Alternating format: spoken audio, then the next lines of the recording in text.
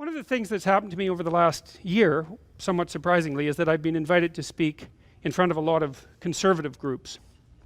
And a lot of them were conservative groups that were composed of young people. And that was interesting, you know, because conservatism isn't something that's necessarily all that easy to sell to young people, because they tend not to be that conservative to begin with. And conservatism also tends to have quite a lot to do with things that you shouldn't do instead of things that you might be allowed to do. And so there's a restrictive element of it that's also perhaps less attractive to young people than it might be.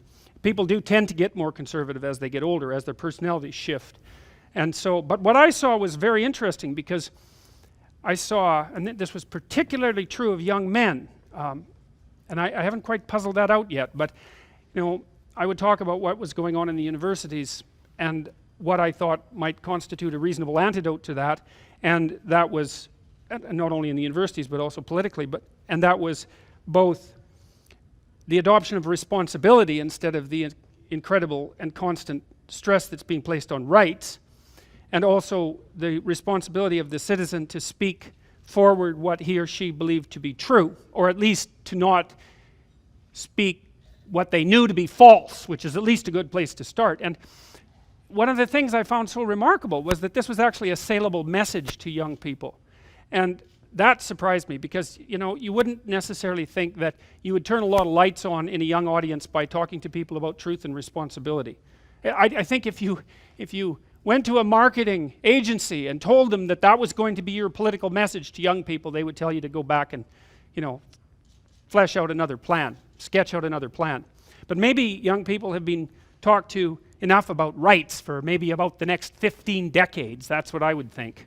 And so maybe there's a hunger arising among young people for something that has a little bit more respectability, let's say, and a little bit more depth than the constant emphasis on doing whatever you want, whenever you want. Let's put it that way.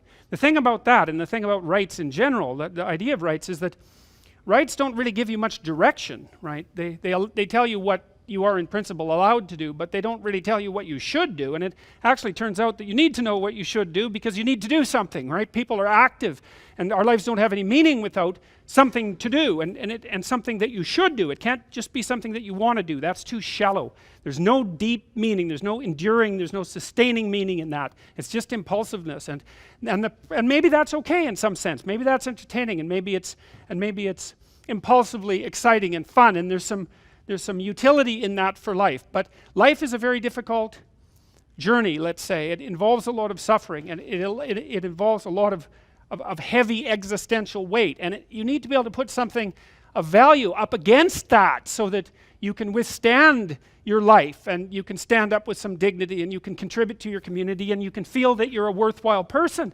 you know, in spite of all the things that you're doing wrong, and in spite of all the problems that you have. And so then people need to know what they should do, and one of the things they should do is take responsibility, and another thing they should do is try to tell the truth, because those two things help them live proper lives, and then help society organize itself properly. And that's good for everyone.